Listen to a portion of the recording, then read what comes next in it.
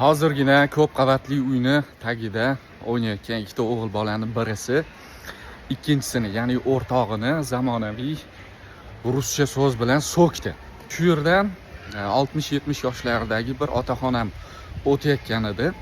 So'kingan bolaga dakki berdi. Bu so'zni ishlatma. Bu yomon so'z deb. Va o'sha bolakayni onasi derazadan qarab turgan ekan. Sizga nima farqi bor? Sizni so'kkani yo'q-ku. Siz bolaga qattiq gapiryapsiz. Bolani psixologiyasi buzilyapti. Keyinchalik unda travma bo'lib qolishi mumkin.